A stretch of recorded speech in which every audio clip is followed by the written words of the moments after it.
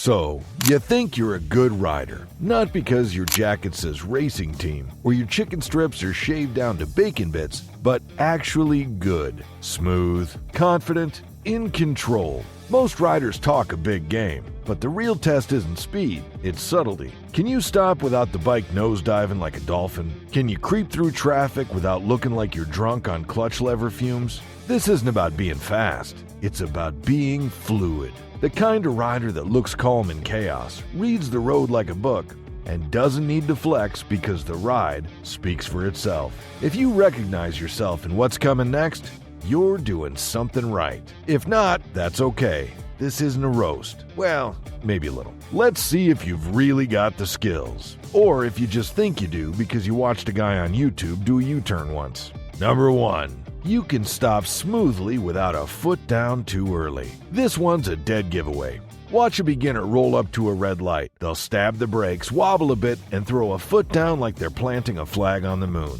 It's not their fault. They're still figuring it out. But a skilled rider, they glide in. Smooth decel, controlled front brake, maybe a little rear to settle the chassis. Feet stay on the pegs until the bike is practically motionless. Then one foot comes down like they meant to do it. There's no bounce, no nosedive, no panic dab. Just balance, baby. This is more than looking cool. It shows you've got throttle control, brake feel, and confidence in your slow speed handling. It also means you're not riding too stiff. Your arms are loose, your weight's centered, and your inputs are precise. If you can nail this without thinking about it, you're already way ahead of the pack. And if not, it's time to hit an empty parking lot and practice rolling stops until you can make it look boring. Because the best riders don't flail, they float.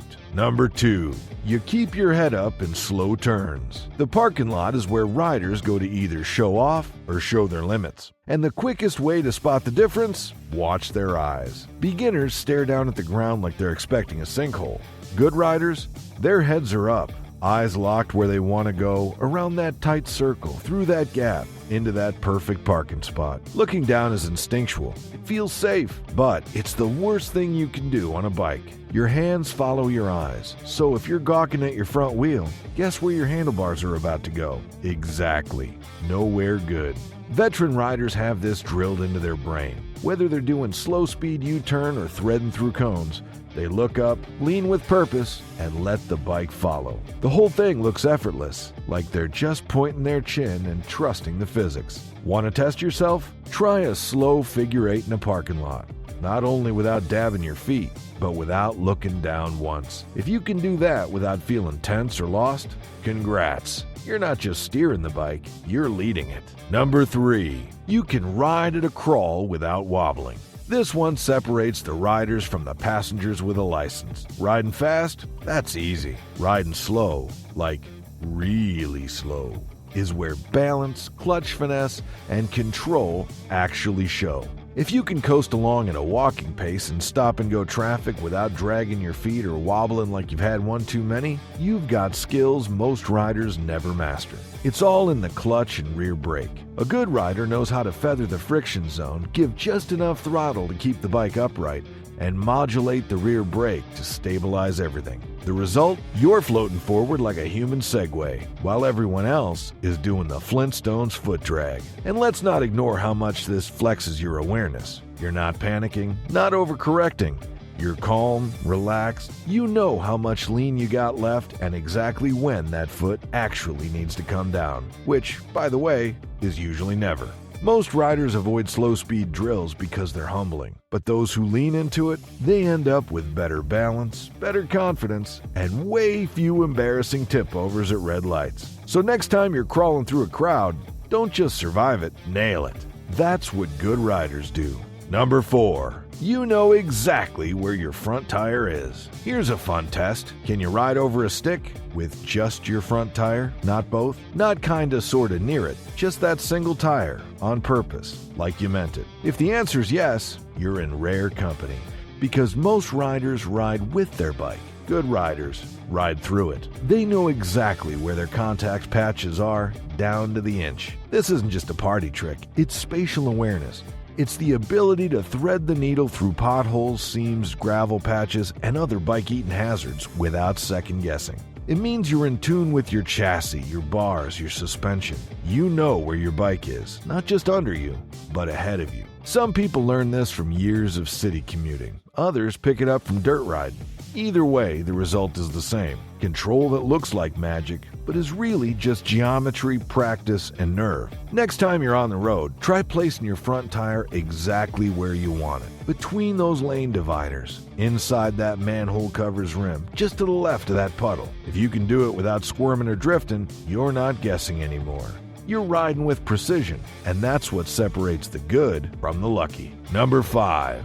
You cover the front brake with 2 fingers. You ever see someone ride with their whole fist wrapped around the throttle like they're holding a baseball bat? Yeah, that's not it. A skilled rider? They've got 2 fingers resting on the front brake at all times, ready to react, not scramble to react. This isn't about looking cool.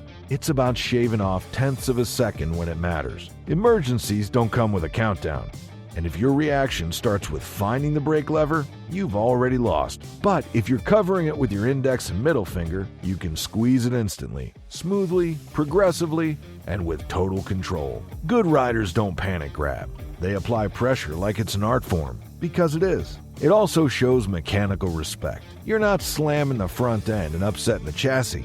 You're easing into it, letting the suspension do its thing, keeping traction where it belongs. And if you're trail braking into corners, 2 fingers is how you stay in command without upsetting the balance. Bottom line, if you're riding around with all 5 digits wrapped tight around the grip, you're riding like you're wanting to crash. 2 fingers on the brake means you're ready to prevent one, and that's what good riders do. Number 6. You shift without head bobbing. Watch a new rider shift gears, and their helmet nods like it's agreeing to every decision. First to second, thump. Second to third, bop. It's like watching someone headbang through traffic unintentionally.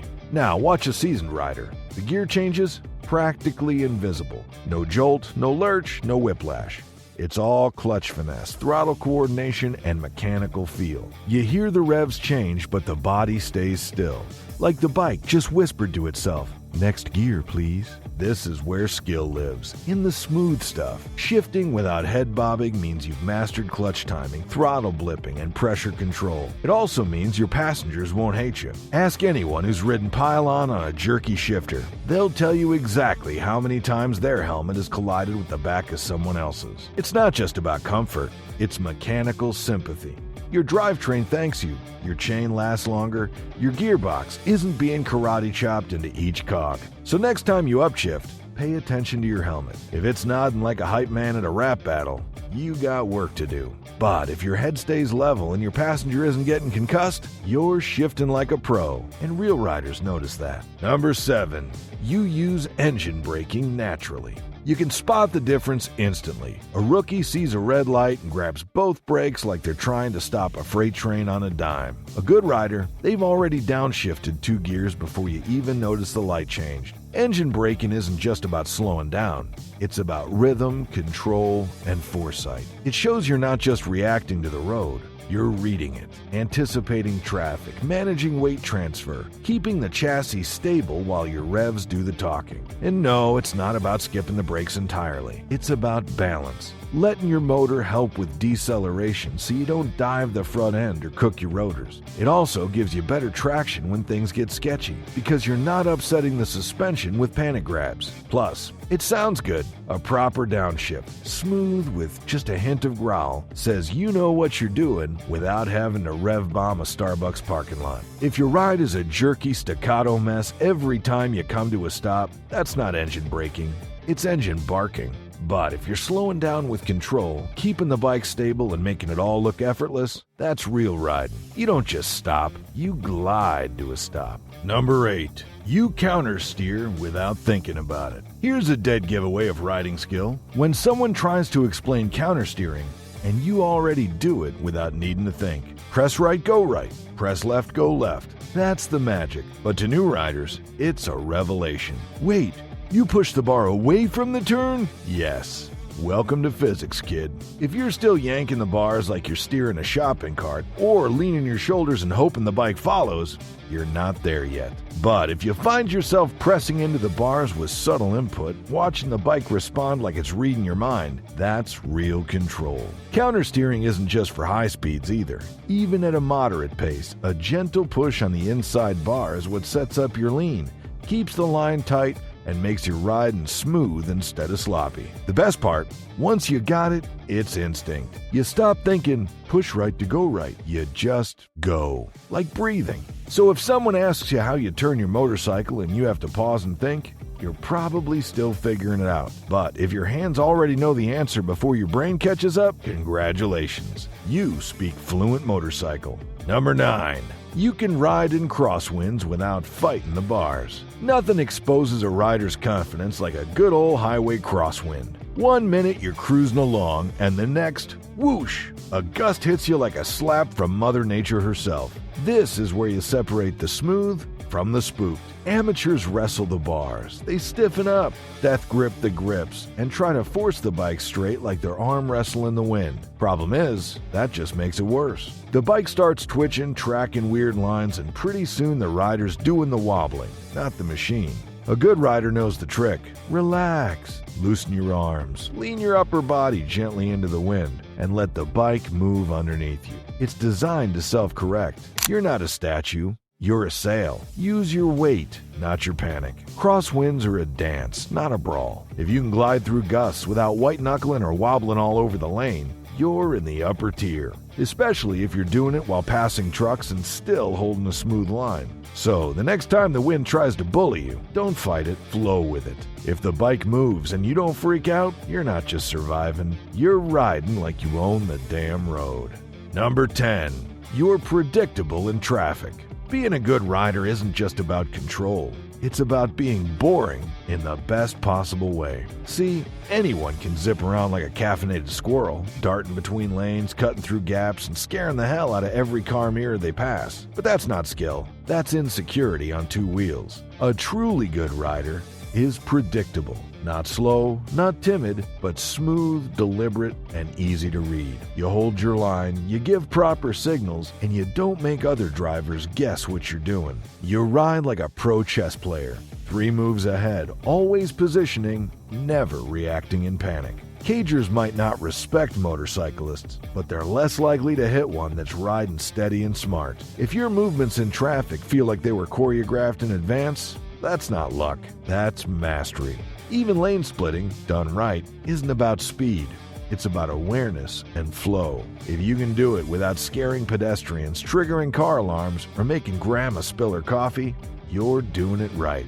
So if people can watch you ride and trust what you're going to do next, you're not just good. You're the kind of rider people don't hate sharing the road with. That's rarer than horsepower these days. Number 11. You pick the right gear without looking at the tack. This one separates riders from button pushers. Anyone can glance at the tack and guess when to shift. But if you feel it, if your hand, foot, and engine are all having a quiet conversation, you've reached the next level. A good rider doesn't need numbers. You hear the revs rising. You feel the power band tighten. You know when to click up, when to roll off, and when to let the engine do the work. No peeking, no guessing, just instinct. It's mechanical intuition, like a chef who seasons without measuring, or a musician who plays by ear. You've spent enough time with your machine that it speaks a language only you understand. That's not magic, it's miles, practice, familiarity.